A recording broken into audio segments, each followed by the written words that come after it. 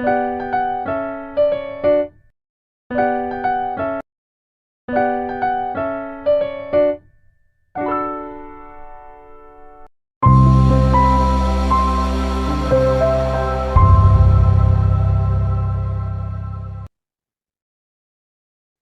معلتي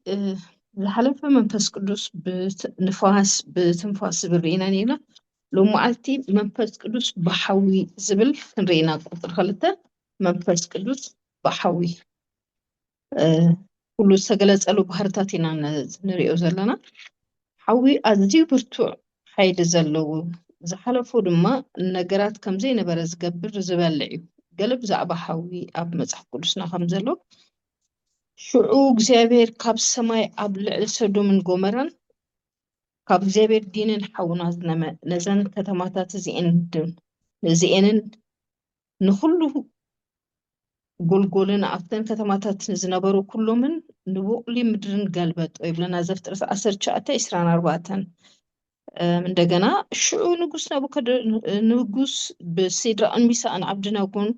እምብዛ ተናደደ ትርኢት ገጹን ተለወጠ ነትእቶን ካብቲ ዝነበሩ ሸውዓተ ኢድ ዝበለጸ ከንድድዎ ኣዘዘ ሽዑዞም ሰባት እዚኦም ብቐሚሾምን ባርኖሶምን መጓናጸፊኦም ብኩሉ ክዳውንቶም ተኣስሩ ናብ ጉሁር እቶን ሓወኻ ተደርበዩ እቲ ትእዛዝ ንጉስ እምብዛ ስለ ዝገንሐ እቲ እቶን ድማ ኣዝዩ ስለ ዝረሰነ እቲ ሃልሃልቲ ሓዊ ነቶም ንሲድራቅን ሚሳቅን ዓብድናጎን ዝደርበይዎም ሰባት قتلهم يبلنا دانيال 3:19 أملاح سمي يبهر تاي زرينا بزي حيل حو أزيو برتوع كم زخونة حيل حو كم تقولاتنا نفلتو نحو حيلي زحالفو زبالة حو زحالفو زبالة بزي زخونة يكون ملكت كم زاد فوق أبزوح أبزمن أبزوح قد أميتت ويدما أبزوح استقلت بارع مرور إلو زقلت دحر رئيدايو انتاي زقبرو ولا تطولو زبال أقرب كي ترفه كم زي نبرا يزقبرو أوز نبرا انساتات أوز نبرا بستفالا لي نقر بزوح عنوات كبيد أساقا إزهونا عنوات زبتح لذي منفس قدوس نمنتا يبحوت هقليتون دحريرنا حيلا أملاح أزي انتاي برتوع مخانو ملكي دي حوي دحريرنا أيكونا نقر جن زسرحو نقر عنو حوي زحلفو زبلة ملكة أثرن كي جدا فكل زنبرة ملكة عن صباعن كم زدمسس منفس قدوس أبيو سوات كحلف كلوز قبرون هجر سلازلو بحوي تمثيلو زلو حو أزيبرتو عن حيال المخان يري إنه أبزكون هستوعلو زلنا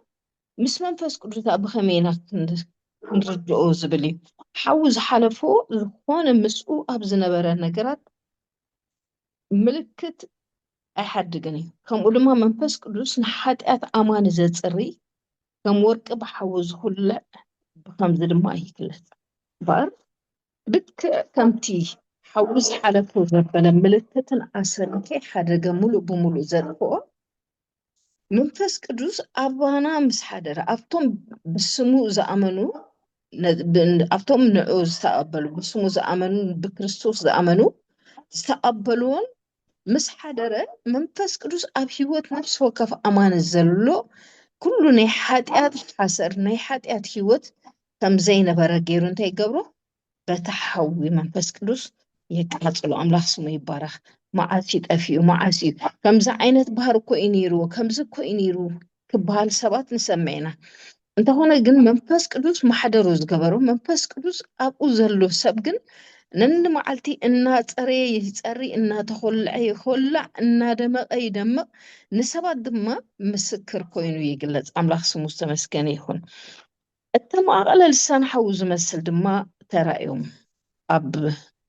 لأن نفس وقفهم كا تأمت قبلنا قبرها وريت قلتها سلسة منفس قدس إذا حوز إزدي كم لسان حوز تم على كوينو أب سبات ورد منفس قدس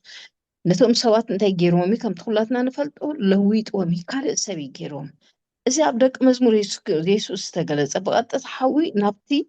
نبقى موريدو أي بلنان لسان حوي زمسل بزرقة كل سب بزريو تقليتو نقر كن انتهي كونن ቀጥታዊ ሓዊ ንሓዊ ብሓዊ ኣይኮነ ናብ ሰባት ዝግለጽ ኣምላኽ ስሙ ይባረኽ። እዚ ሓዊ እዚ ናይ መንፈስ ቅዱስ ሓዊ እዚ ናይ መንፈስ ቅዱስ ሓይሊ ኣብ ሰባት ምስ ወረደ ግን ክነድድ ዘሎ ክጠፍእ ዘሎ ክብላዕ ዘሎ ብምሉእ ብዘይተረፍ ከም ዝኣልዮ ቃል ኣምላኽ ይነግረና ማለት እዩ። ኣብዚ ሕጂ ኣጋንንቲ ነዚ ናይ መንፈስ ቅዱስ ሓይሊ እንታይ ክገብርዎ ኣይከኣሉን እዮም፣ ክፃወርዎ ኣይከኣሉን እዮም። ስለዝኾነ እዩ ድማ ነዚ ናይ መንፈስ ቅዱስ ሓዊ ክፃወሮ ዝኽእል ወይ ድማ ነዚ ናይ መንፈስ ቅዱስ ሓይሊ ክፃወሮ ዝኽእል ስለዘየለ እንታይ ክገብር ከሎ ኢና ንሪኦ፣ ነቶም ኣጋንንቲ ዝሓደሮም በዚ ናይ መንፈስ ቅዱስ ሓዊ የናግፎም። ንኩላትና ድማ ንኩሉ ሰብ ከዓ ካብ ሓይሊ ሓጢአትን ድማ እንታይ እንዳገበረ ይኸይድ ኣብ ሂወቶም ኣብ ሂወት ነብስ ወከፍና ዝቁረፅ ይቁረፅ ዝንቀል ይነቅል ክነድድ ዘለዎ ድማ ከምቲ ኣብ ቃል ኣምላኽ ኣብ ወንጌል ዮሃንስ 15 በዘይት ነቲ ዝተቆረፀ ነቲ ዘይፈሪ ድማ እንታይ ይገብሮ እንዳፅሬ እንዳንደደ እንዳኣለየ ይኸይድ። ኣብ ሂወት ነብሲ ወከፍ ዝነድድ ክንብል ከለና ከም ሳዕሪ ኣይኮነን። ሓጢአት ዝነደሉ ወይ ድማ ሓጢአት ካብ ሰባት ዝውገደሉ ሓይሊ ኣብ መንፈስ ቅዱስ ዘለዎ ሓይሊ እዩ። ብምንታይ ግን ይግለፅ እንድሕር ኢልና ነብሲ ወከፍ እቲ ኣብኡ ዝነበረ ባህሪ ከምዘይነበረ ኮይኑ ክትሪኦ ከለካ መንፈስ ቅዱስ ስራሕ መንፈስ ቅዱስ ብተግባር ይግለፅ። እግዚአብሔር ስሙ ዝተመስገነ ይሁን። እዚ ኣብ ልዕሊ ነብሲ ወከፍ ዝተቐመጠ መንፈስ ቅዱስ ናብኣቶም ምስ ወረደ ካልእ ሰብ እዩ ገይርዎም ብሓድሽ ልሳን ክዛረቡ ክርእዩ ክንበዩ ዓበይቲ ትምህርትን ተኣምራትን ብኢድ ሃዋርያት ክግበር ሃቦም ይብለና እዚ መንፈስ ቅዱስ ምስ መፀ እዚ ሓይሊ ምስ መፀ እዚ ናይ መንፈስ ቅዱስ ሓዊ ኣብ ሰባት ምስ ወረደ እንታይ ከዓ ገይሩ ዝዓዩ ብዕዮ ይተገሊፁ ብምሃብ ይተገሊፁ። ኣምላኽ ስሙ ይባረክ። መፅዩ ነዚ መንፈስ ዝተቀባበልዎ ሰባት ካልኦት ሰባት ገይሮም ኣብ ነብሲ ወከፎም እንታይ ተቐሚጡ እንድሕር ኢልና ናይ ኣገልግሎት ውህበታት ተቐሚጡ ኣብ ነብሲ ወከፎም ድማ ንሂወት ዝኾኖም ውህበት ከዓ ተቐቢሎም ጎይታ ስሙ ይባረክ። ንኣገልግሎት ተቐቢሎም ንሂወቶም ድማ ተቐቢሎም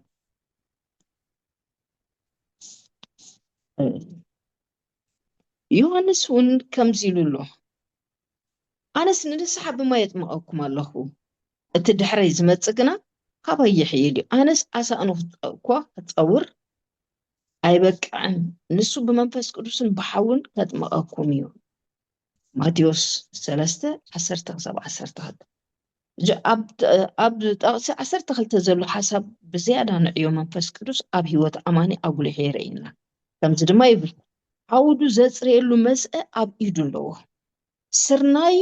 ኣብ ቆፎ ይእክብ፣ ነቲ ሓሰር ግና ብዘይጠፍእ ሓዊ ከንድዶ እዩ። ማቴዎስ 3:12 ብጣዕሚ ደስ ዝብለካ ስርናዩ ኣብ ቆፎ ይእክብ ነታይ ሓሰር ግና ብዘይጠፍእ ሓዊ ከንድዶ እዩ። ክብሩ ንሰሚዑ ይኹን። ኣብዚ እንታይ ዘርእየና መንፈስ ቅዱስ ኣብ ሂወት ኣማኒ ክኣቱ ከሎ ኣብ ሂወት ኣማኒ ዝግለፀሉ ዓበይቲ ተርእዮታት እንታይ እንድሕር ኢልና ሂወት ናይቲ ብጎይታ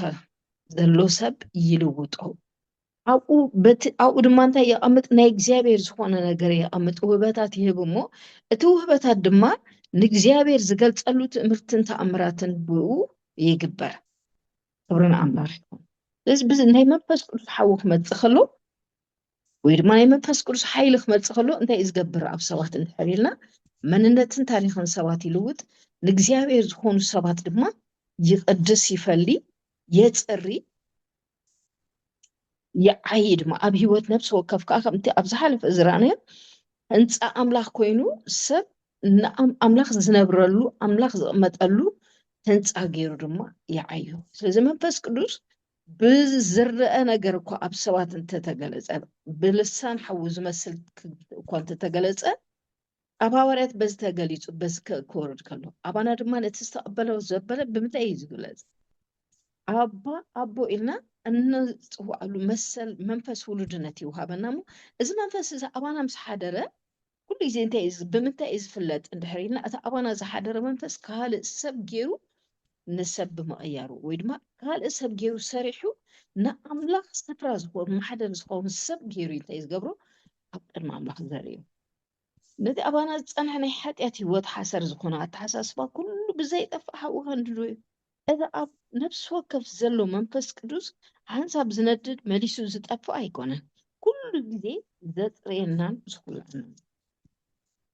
أملاخ سمي بارا بناي منفس كدوس حاول انت يجي لبرا هانسا أبا خمس متى داي قبرني هانسا أبانا مس متى مليسو زت أفا مليسو دمازا أقود أيكونا أبز حد أزي أبولي كيدان استغلت ألو منفس زي أبولي كيدان استرائيلو استغلت ألو نغرات ألو كمزيلو لو ملأخ زيبير أما أكل أشوف قد بالهال تحوت رأيه أنت أما تنما أنها أتقود قد بحوت ندد نبرت أتقود قد قنا أي تبلعتني بلا نازت سلستقلته كرئيت كبر زيبير ما نأنت دك إسرائيل كم زبالة حو خوينو أبرس تكران ترايو بلنا ذات ساعات 24 شوات 4 شدوشتن كساب 38 زهلو 14 كان ريون خلينا قويتا سموس تمسكن يخون أجب هابزي هبولي كيدان جميرو منفذ قدوس بكتاب هلالي ليك أتري بعند دمنا ليت دما بعند حوي قلسني منفذ قدوس بعند حو قبلنا نكلو كان فلان نفلتو عند حو دينيرو أيكونن ግና ከንተ ዝገብር ነይሩ ልክ ከምቲ ኣብ ሃዋርያት ብልሳን ዝተገለጸ ኣብዚ ድማ ብዓንዲ ሓዊ ተገሊጹ ንረኽቦ ክብርና ኣምላኽ ይኹን ኣብ ንምንታይ እዩ ብሓዊ ተገሊጹ እንድሕር ኢልና ኪኖ እዚ ሓዊ እንድሕር ርኢናዮ ንምንታይ ንጥቀመሉ እንድሕር ኢልና ሓዊ ንመብራህቲ ንጥቀመሉ ሓዊ ንምግቢ ንጥቀመሉ ሓዊ ንዝተፈላለዩ ነገራት ኣዝዩ ብዙሕ ነገር ክንጥቀመሉ ንኽእል ሓይሊ ዘለዎ ነገር እዩ ጎይታ ስሙ ተመስገን ይኹን ዝኩሉ መስዋእቲ ኢሉ ብሓዊ ዝምቀር ይብለና መስዋእቲ ብሓዊ ዝምቀር ደቂ እስራኤል ኣብ ነቶም ሌዋውያን ካህናት ክእዝዞም ከሎ እንታይ ኢልዎም ነይሩ መስዋእቲ ሓዊ ዘይቋርፅ ናይ ሓዊ ኣገልግሎት ከም ዝነበረ ኣብቲ ቤት ኣብቲ ድንኳን ዘይቋርፅ ኣገልግሎት ሓዊ ከም ዝነበረ ይነግረና ምክንያቱ ነብሲ ወከፍ መስዋእቲ ብሓዊ ዝምቀር እዩ ዝኾነ ይኹን መስዋእቲ ዘቕርብዎ መስዋእቲ እንታይ የድልዮ ነይሩ ሓዊ የድልዮ ንምንታይ እንድሕር ኢልና ሓዊ ዘይብሉ ነገር እንታይ ይብሉን መቐረት ይብሉን ኣብ ሆሴዕ ክዛረብ ከሎስ እንታይ ኢሉ ኤፍሬም ዘይተገልበጠ ኣጫ ኢሉ ኤፍሬም ዘይተገልበጠ ኣጫ ይብለና ሓዊ ዘይተገልበጠ ኣጫ እንታይ ክግበር ኣይከኣልኒ ክብላዕ ኣይከኣልኒ መስዋእቲ ሓዊ ብመስዋእቲ ብሓዊ ዘይሓለፈ ነገር ድማ እግዚኣብሔር እንታይ ይገብሮኒ ኣይቅበሎኒ እዚ ማለት እዚ ኣብ ብሉይ ኪዳን ብዘይ ብሓዊ ዘይሓለፈ መስዋእቲ ኣብ ቅድሚ እግዚኣብሔር ከም ዘይቀርብ ኣብ ሓድሽ ኪዳን ብመንፈስ ቅዱስ እንተዘይኮይኑ ሰብ ብርእሱ ንኣምላኽ ባህ ዘብል መስዋእቲ ከቕርብ ንኣምላኽ ባህ ዘብል ህያውን ቅዱስን መስዋእቲ ከቕርብ እንተኮይኑ ሰብ ኩሉ ግዜ ናይ መንፈስ ቅዱስ ህላውነት እንታይ ክገብር ኣሎ ኣብ ሂወቱ ክህሉ ኣሎ ምክንያቱ ብዙሕ ግዜ እንተዳ ኣብ ሕብረተሰብና ርኢናዮ ሰብ ብግብሪ ከም ዝድሕን እዩ ዝኣምን ኣብ ሓድሽ ኪዳን ግን ብግብሪ ዘይኮነ ብክርስቶስ ምስ ድሓንካሲ መሰል ውሉድነት ምስ ረኸብካ ኣቦ ኢልካ ትፅዋዕሉ መንፈስ ድማ ኣባኻ ይሓድር እሞ እዚ መንፈስ ኩሉ ግዜ እንታይ ይገብረካ ናብ ብዘሎ ሓቂ ይመርሓካ ይምህረካ ዝመሃረካ የዘክረካ ንኣምላኽ ባህ ተብል ቤት መቅደስ ድማ እንታይ ይገብር ይሃንፅ ይልውጥ ስለይኻዮ ማለት ብዙሕ ናይ መንፈስ ቅዱስ ኣገልግሎትን እዮም ብብዙሕ ተገሊፁ ኢና ንረኽቦ ጎይታ ስሙ ተመስገን ይሁን እምበኣርሲ መንፈስ እግዚኣብሔር ንደቂ እስራኤል ቀትሪ ብዓንዲ ደበና ለይቲ ብዓንዲ ሓዊ ይመርሖም ነበረ ይብለና ኣብ ሓድሽ ኪዳን ድማ እንታይ ኢልና ኣሎ ኣብ ሓድሽ ኪዳን ክዛረብ ከለካ እሱ እቲ መንፈስ ናብ ብዘሎ ሓቂ ክመርሓኩም ይብለና እዚ መንፈስ ኣባና ሓዲሩ ዘሎ መንፈስ ብለይቲ ይኹን ብቀትሪ ክሳብ ፍጻሜ እንታይ ዝገብረናዮ ናብ ኣምላኽ ክሳብ እንበፅሕ ዝመርሓና መንፈስ ኣባና ሓዲሩሎ ክብሪ ንስሙ ይኹን መስዋእቲ ደቂ እስራኤል ኩሉ ብሓዊ እዩ ዝሓልፍ ነይሩ ኣብ ብሉይ ኪዳን ኣገልግሎት ሓዊ كابت زي قارت أغلغلوتي اتحوي أبت مسوي ورتق يندد نيرو عيد فقد ما يبل أبت مسوي بفتصم حوك تقفل أي قباني اتقامك أنديل كامشت سابقي حتي برا نيرو كل مسوقات مسوقات دما بحاوي يحلف بحاول دما يمكر حوز حلفو كل جزء انت يسخون يبسل يطبق يمكر إذا ما لتاب حد كده نقريه هلنا سب ካብ መንፈስ ቅዱስ ካብ ህላውነት መንፈስ ቅዱስ ወይ ድማ ካብቲ ምስ መንፈስ ቅዱስ ዘለዎ ሕብረት ካብቲ ናይ መንፈስ ቅዱስ ኣብ ሂወቱ ክረክቦ ዘለዎ ኣገልግሎት ምስ ዝጎድል ኩሉ ግዜ እንታይ እዩ ዝኸውን ኣብ ሂወቱ መቐረት ዘይብሉ ወይ ድማ ጣዕሚ ዘይብሉ ናብራ እዩ ዝነብር ናይ መንፈስ ቅዱስ ህላውነት ዘይብሉ ድማ እንታይ ድርቀት ኣሎ ናይ መንፈስ ቅዱስ ህላውነት እንተደኣ ዘይሃልዩ ኩሉ ግዜ ሰብ ብሂወት እንታይ ክገብር ኣይክእልን ክልወጥ ኣይክእልን ክልውጥ ዝኽእል ክዓይ ዝኽእል ንሰብ ከምቲ እግዚአብሔር ዝደልዮ ገይሩ ዝሰርሖ መን እንድሕሪልና መንፈስ ቅዱስ ጥራሕ ኢሉ ብሓይል ብኽእለትን ኣይኮነን ብመንፈስ ይዳ ብሓይልኻ ኣይኮነን ብኽእለትካ እውን ኣይኮነን መን እዩ ዝገብሮ እንድሕሪልና ኣብ ሂወትካ ዝዓበየ ግደ ጀማርን ደምዳምን ናይ ሂወትካ ኣብ ሂወትካ ዝዓበየ ግደ ዘለዎ መንፈስ ቅዱስ እዩ ቤተክርስትያን ክትውለድ መንፈስ ቅዱስ ክህሉ ነይሩ ንስኻ ክትናፈፃሚ ክትበፅሕ ድማ መንፈስ ቅዱስ ኩሉ ግዜ ብዘይቋርጥ ህላውነት ኣባኻ ክግለፅ የድልዩ እግዚአብሔር ስሙ ዝተመስገነ ይሁን ኣብ ብሉይ ኪዳን ኣብቲ መሰውእሲ ተሓዊስ ወርቲ ጊንደር ኣይጥፋ ኢሉ ኣብ ሓድሽ ኪዳን ካ እንታይ ኢሉ መንፈስ ኣይተጥፉ ይብል ሓዊ እንድሕር ጠፊኡ እንታይ ገይሩሎ እቲ ኣብቲ ቤት መቅደስ ኣገልግሎት ደው ኢሉሉ ማለት እዩ ሓዊ እንድሕር ደየለ ኣገልግሎቱን ደው ክብል እዩ ምክንያቱ እግዚአብሔር እቲ ኣገልግሎት ንለዋውያን ነቶም ካህናት ዝመደበሎም ኣገልግሎት ብምንታይ ዝሓልፍ ኢድ ተዛሪቦም ዘሎ ብሓዊ ዝሓለፈ ሓዊ ዝሓለፈ ዘበለ ኩሉ ግዜ እንታይ ዝኸውን መልክዑ ኩሉ ነገሩ እንታይ ዝኸውን ድሕር ኢልና ይልወጥ ሓዊ ዘይሓለፈ ግን ኩሉ ግዜ እንታይ ክብላዕ እውን ኣይክእልን ናይ መንፈስ ቅዱስ ህላውነት ኣብ ሓድሽ ኪዳን ተዳሪእና ናይ መንፈስ ቅዱስ ምልኣት ናይ መንፈስ ቅዱስ ህላውነት ሰብ ምስ መንፈስ ቅዱስ ዘለዎ ሕብረት እንተዳ ከምቲ ዝግባእ ዘይኮይኑ ኣብ ሂወቱ እንታይ የመፅን ጣዕሚ ኣይመፅን ናይ ሂወት መቐረት የለን ናይ ሂወት ለውጢ የለን ናይ ሂወት ፅባቐ የለን ኣምላኽ ስሙ ዝተመስገነ እዩ እምበር ሰብ ዝፅበቕ ኣብ ሓድሽ ኪዳን ሰብ መልክዑ ዝወፅእ ወይ ድማ ናይ መልክዑ ዝፅብቕን ዝግለፅን ዝደምቕን ብመን እንተሓሊፉ እንድሕር ኢልና ብመንፈስ ቅዱስ ዝሓልፍ ሰብ ኣብ ሂወቱ ናይ መንፈስ ቅዱስ እዮ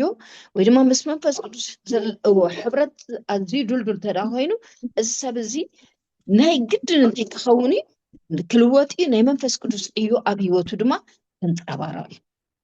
ትማለኮ ከምዚ እዩ ነይሩ ክብል ይኽእል እዩ ሰብ ኣምላኽና ግን ናይ ትማለ ኣምላኽ ኣይኮነን ናይ ሎማዓልቲ ኣምላኽ ኩሉ ግዜ እቲ ዘይረአ መንፈስ ቅዱስ እቲ ኣካል ኮይኑ ዝተገለፀ መንፈስ ቅዱስ እቲ ብኣካል ኣብ ሂወት ሰባት ዝተገለፀ መንፈስ ቅዱስ እንታይ እዩ ዝገብር እንድሕር ኢልና ኣብ ሂወት ሰባት ድማ ዝረአይ ነገር ገይሩ ይግለፅ ሓዊ እንድሕር ጠፊኡ ወይ ድማ ናይ መንፈስ ቅዱስ ኣገልግሎት ኣብ ሂወትካ እንድሕር ደኣ ኣክቲቭ ወይ ድማ ንጡፍ እንተደኣ ዘይኮይኑ እንታይ ከዓ የለን ኣብ ሂወት ለውጢ የለን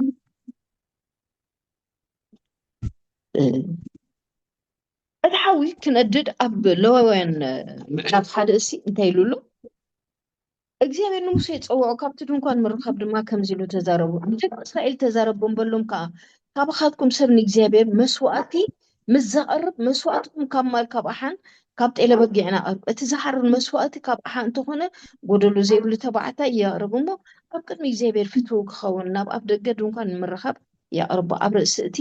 ዝሓርር መስዋእቲ ኢዱ የንብር እሞ ንምትዕራቕ ቅቡል ይኸውን ኢሉ ይቕፅል ሽዑ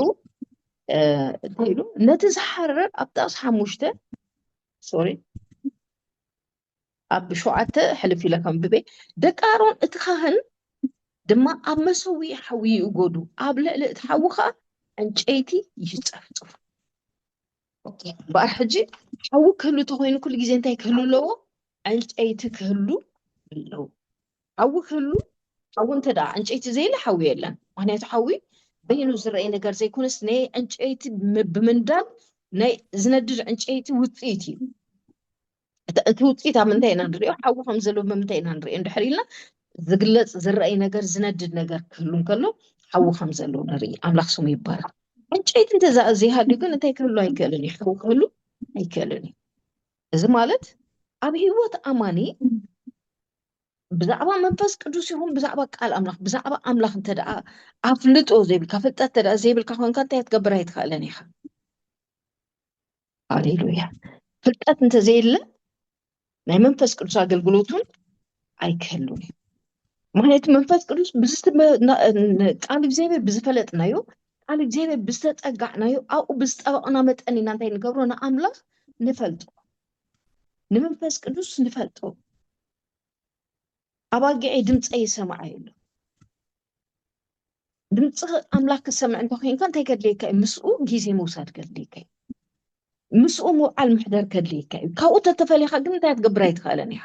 كاوت تفليخا دمص مسماعيل اجي اب حقيك زارب كله اب حقيس كمزي يلولو ناب اخرن ديبو انشيتن صونتا بيتكا سرحوا انا دما بقى حقوسن كخبرني يبل بتابين رئي لنا حوتي ناب اخرن ديبو انشيتي امصو نتا بيتكا سرحوا انا دما بقى حقوسن خبرني يبل مخصوم يبارك انت زي هالي حو خمزي ندد فلتت انت زي هالي دما انت قبري قالي اقلقلوت منفس قدوس في هيوتكا نطف كخون ايكلني ابز حلف اند حداد نذكر كينا انت إلنا نيرنا كل جزء منفس قدوس نسخة منفس قدوس هنا انت خوينو نسخة امينو ولا يخا اب هيوت كانت يخا مينو ولا يخا مينو ولا ناي حدا ندا انتيو زق ابابلو امني يقابل استفلالي عينت مدزز تاعزو ورد كون خل استتصرب امن كون خل استفلالي انت يقبلي مينو ولا امني نتندا اي قبلو امني زقبل تدا زي حاليو كن انت قبراي كلني اتابيت بينو تندا اي ندي اخودا اي كلني اجلك كومو اب هيوتنا أبيت اللوط إنك ما أنت خوينو أنت يكلو له الأملاك نحنا أبقى الأملاك جيزك نوصل كلنا زفلتنا زتردنا أوشت أنا زحدرك قاليو نيوتنا كان نص زخل نيوتنا كلوت زخل إذا أنا زنقركم زلخو قالت منفسن هيوتني أنا أمبارح كمتي أبها جي تابيت كسر حسن هفتخر نديبكم أنت أيدا أمتصو زبنو لكا كامو دما ناتنا هيوت كان نص تدا خوينو كل جزء انت كنكون لنا أبكرن فلتات كنديب كنكل لنا تدعى نفتكرن كينا ويدما أفتي أب إسياس 25 يلو مسعى أفتكرن هدالي يلو أفتكرن كيد كاخان تاي تمتسن أفتكرن ينتاي زمتسن كاب هلاون نتأملا كافتي بريخ كابتن داي قلناو دمصتا زي سمعلو اب اللونة انت اتيخا تناي منفس قدوس اللونة اتيخا انت يقبرالو اب زوريخا ايتفلطنيخا البعبع ايتبلنيخا ابحبح ايتبلنيخا كل جزء كتنبب ديو كتصلي ديو كم منفس املاك انت اما بلونة منفس املاك انت حتى زيت اتوهنكا انت يبلكان مريحنتون يبلكان لوط يبلكان أب هيوت أمانة تبعي كان نوح جزء أماني قدم ناي قدم أمانة تبال تخليها جن أنت يبلكان أب هيوت جن لو تبلكان لذا أكرسنا بروحات أنت يسرحني قدمنا يسرحني هيوت يجي يسرح أبو زي اسم دايلو فلتت سلز أبا خايل هزبي سأم فلتت يتفعيل فلتت سلز أبا خا أنا خا كان كي تخوننا أبا هو خايل أجي فلتت يبيسي سالا طببتن سالا مستوعل قات تصنع كبر زبل دما يملأ كبر زخون قال املاح اب هيوتكا زفالالي قال املاح بزفالالي ملأت اب هيوتكا خغلص تواهيبكالو افتقال نزقال زنت يغبرو يلولو من تخعبي نزحوا زيبل منفساو صبا باغو يبلنا كتعبي كتلوت كم منفساو دنكنت كيتنبر لأنه في حاجة أبيت أملاك مقبار زي كون أنت تي ملوات كابي إزمة انتحرينا نوح ساعات نوح جزء مس منفس كلوس محلاف نوح جزء نايت قلت جزء كلونا نوح نايك قال جزء كلونا إذا مزخون كل جزء انتهى له بهوتنا لو قالوا عبيت له مهنات قالوا دمت أملاخ مسمع له نخالو أتمدحان له أنت ده أمس قال مس منفس أملاخ جزء زي توصل نتدعر كينكا نخالو أتون أنت أبغى خاص تأمت أنا جر أتنا أخذ توهب أنا جر أبخالو أتكبت يعني بقى فلتات مزهلو ينتهي زهلو ناي منفس كدوس أقل زهلو أتحوي أفت مسوي كل جزء ينتهي له أتحوي أفت مسوي كل جزء ينددي له أملاخ سمي بارا ورت ينددي تي أفتا بيت ما أدرس أفتي قام عندي الدماس انتهي له كمش سجم بجها سيبرنير تي تحوي كنددن كله رأيت أي تخندد كل جزء ينتهي له حموشت له أبولي كده أنت داريني إنه تحموشت ما كوت أسفر وحي كدف أيوه جه كوا حوي كنددن كله حموشتي يقبل ما أتحموشت نوع وعليه أتحمل كي قارت ما أنت كندد جن زي قارت أنجيتي أخذوس خلو أنجيتي ده دوسكو أنت دا زي هاليوم جن أنت قبل هاي كلني أتحوي أتسأله كندد هاي كلني بقر توسخ نن معلتي فلت توسخ عند حد يكون نن معلت بتصولتي يكون بقى الأملاخ النابر تاعك نادر دلكا ناب أملاخ ندقرب كان حد يتخيل كوينكا أبي هو تنتهي قبري منفس هاي تطفو له لازم منفس دي تف انت حالنا ايكون انت منفس ايكون انت ابقى كان اغلغلوتو انت يغون يقات دويب منفس كبخ ايكون انت تف ات منفس كان اغلغلوتو انت يخون يقال مخنيتو انت ايت اندحر اتحوي كقصلت خوينو تيدلي انت ايت يدلي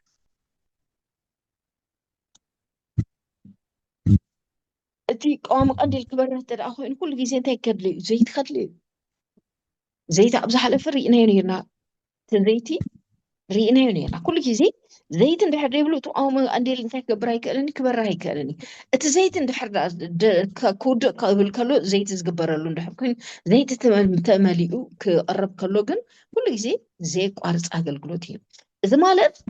سب نيم فاس كدوس حيل نيم فاس كدوس اللونات نيم فاس كدوس أقل كلوت تمليء راح ينتهي جبر سخل كجلسن كأين كهنت نخلو قدما نمهنات كهون زخل أزيز قلالوتني حديش كداني كل منفساوي كل مسوات بحوي زمكر تزأت كهان كل شيء عنده له كل عينة بحوي زستماء كلا أقلقلوتي سأقلقل مالتي جد كهان كل جزء أقلقلوتو بحوي انت رأخوينو أب حديش كدان زلو أماني أقلقلوتو بحوي منفس كدوس بت زي قارصناي منفس كدوس حوي ويدما اللونتي زقلقل جيزي عند حردي وسيلكا بس وزلك حبرت انت ديت له انت خوينو بقومت عندما تناي منفس قدوس أقلقلوتا بهوت كانت يكونن نطف أيكون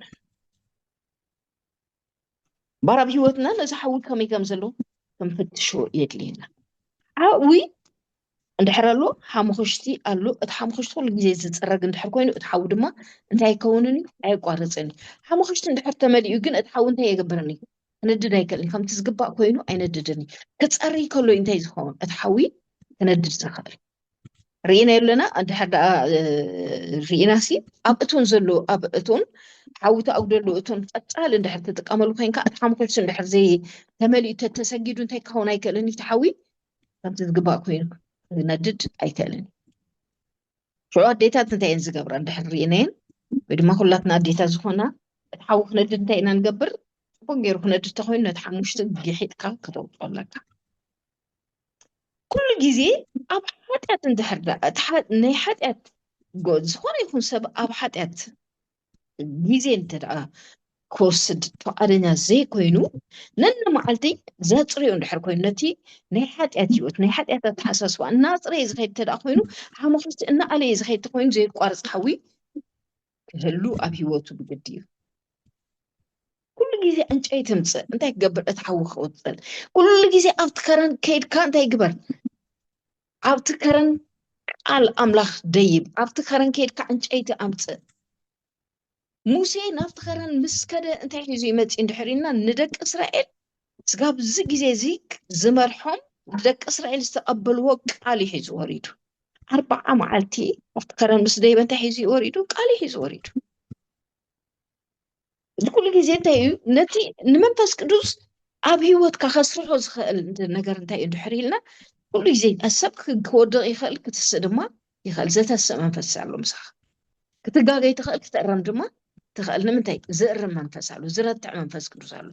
ዝረትዓካ ሓጢአት ምስ ሓጢአት ከይትነብር ዝገብር ናይ መንፈስ ቅዱስ ረትዒ ምሳና ኣሎ ኣምላኽ ስሙ ይባረክ ስለዚ ኩሉ ግዜ ሓሙኽሽቲ ናይ ህይወት ወይ ድማ ሓጢአት እንዳርሓእካ ካብ ሓጢአት እንዳርሓእካ እንዳተፈለኻ ነቲ ናይ መንፈስ ቅዱስ ኣገልግሎት ኣብ ሂወትካ ከም ዘይቋረፅ ትገብር ንስኻ ኢኻ ማለት እዩ ጎይታ ስሙ ዝተመስገነ ይሁን እዚ ፅላሎት ናይ ሓድሽ ኪዳን እዩ እዚ ማለት ናይ መንፈስ ቅዱስ ኣገልግሎት ብፍጹም ዘይቋረፅ ኣገልግሎት እዩ ኣብ ዕብራውያን መላእክቱ ንፋሳት